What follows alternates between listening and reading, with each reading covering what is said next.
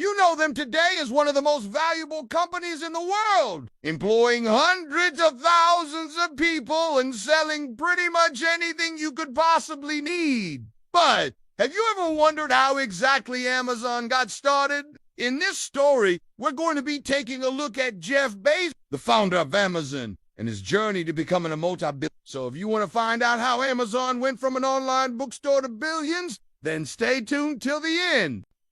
It's 1994, and Jeff Bezos is working as an executive at a large financial company. He earns a great salary, but he's not satisfied. In his spare time, he runs his own website, which he uses to share information about the auto industry. But he wants more. And after watching a TED Talk about the growth of the internet, he realizes that this is where the opportunity lies. But while the internet has become a big thing in the early 90s, it's still a relatively niche hobby. However, something else catches his attention. That year, the New York Times published an article about the growth of online shopping. And just like the internet, e-commerce is still a niche market, but it's growing fast. And so he starts thinking about starting his own business. At first, he considers the auto industry because it's familiar to him. But he realizes that there are already lots of large players in this space, meaning that it would be difficult for a new company to break through. So instead,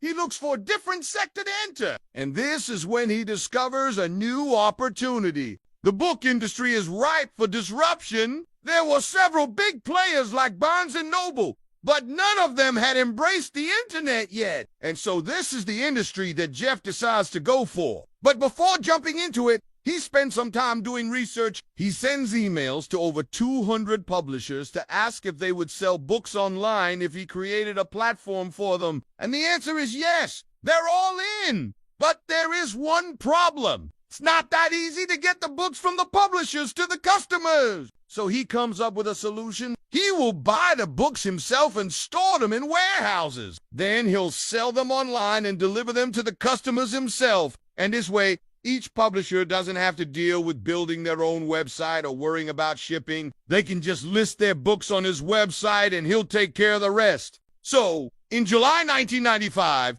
Jeff resigns from his job at the bank and focuses on his new idea. Now, even though he's quitting his job to focus on this, he still needs money to start the company. And luckily, he knows just the person to ask. His wife, Mackenzie, was a well-known novelist, and she agreed to invest all the money they had into the company. Together, they drove to Delaware, where they incorporated the company and named it Cot. When Jeff told his parents about the name of his new company, they thought it sounded like a funeral home and suggested a different name, Amazon. The name stuck, and the company was renamed to Amazon.com. Now that he had the money and the domain name, it was time to build a website.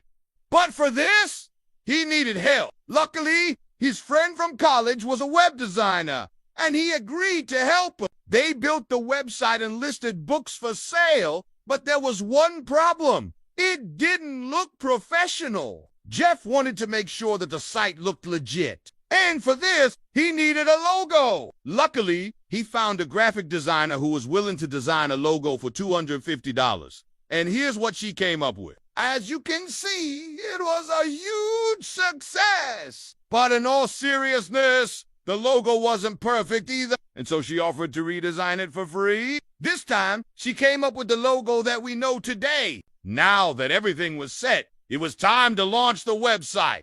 But before that, Jeff wanted to do one more thing. He wanted to send out press releases to some journalists and get some hype around the launch. This worked out perfectly as one journalist picked up the story and published an article about the new online bookstore. And right when the website launched, all the articles went live. This generated tens of thousands of visitors on the first day, but only to book sales. Even though the traffic was high, it turned out that people didn't actually buy any books. This made Jeff realize that they hadn't done enough marketing, and that's why no one knew about the website. So he spent some time reaching out to book lovers online and asking them to try the service out. This also led to some media coverage, and slowly but surely, the company started to grow. But Jeff wanted to accelerate the growth by placing ads in magazines. For example, he placed an ad in Reader's Digest. which cost him $200,000. And this proved to be a good investment, as it brought in 1.3 million visitors to the website. Amazon started off strong, but it soon faced its first big challenge. Amazon had stored all of its inventory in a single warehouse, and one day a pipe burst and damaged thousands of books. Jeff realized that he couldn't keep all of his eggs in one basket and decided to rent a second warehouse. But something unexpected happened. The more warehouses he added, the lower his shipping costs became.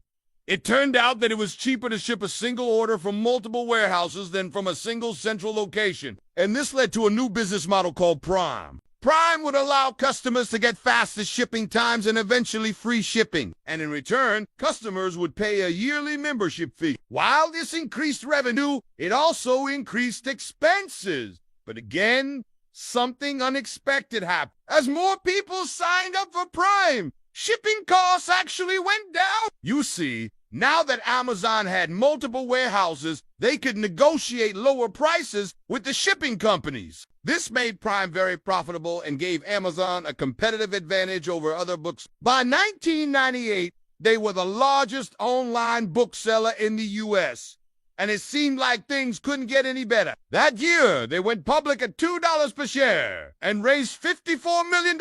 But unfortunately, this is where things took a turn. The dot-com bubble was coming to an end, and investors were hesitant to invest in internet companies. But Jeff wasn't worried. He knew that Amazon was fundamentally different from other internet companies. Unlike other internet companies that focused on cutting costs and maximizing profit, Amazon was willing to take losses in the short term for market share. In fact, they even lowered their prices to drive more sales. But this move angered some of their suppliers, especially the book publishers. They accused Amazon of selling their books below wholesale price and demanded that Amazon stop. But Jeff stood firm. He told the publishers that it was their choice whether they wanted to sell books through Amazon or not, but they wouldn't be able to control the prices. And this decision paid off. In 1999, Amazon became the largest online retailer in the world. But behind the scenes, things were looking bad. They had massive operating losses and cash was running out fast. In fact,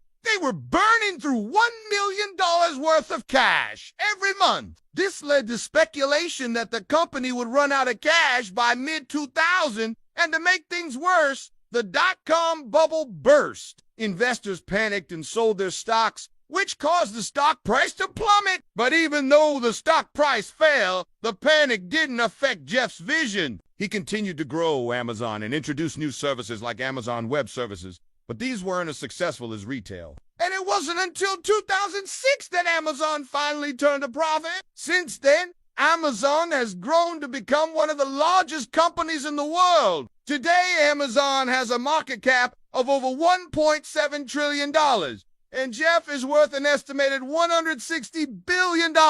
But it hasn't all been smooth sailing. One of the biggest controversies surrounding Amazon is its labor practices. Many of its employees complain about being overworked and mistreated. There are even reports about Amazon's insane interview questions. Here are some of the questions they've asked in the past. Do you ever cry when you watch TV? If you could be any country in the world, which country would you be and why? And tell me about a time you felt. But regardless of what you think about Amazon, one thing's for sure, Jeff Bezos is a legend. We hope that you enjoyed this video. If you did, please make sure to leave a like. We'll see you in the next one.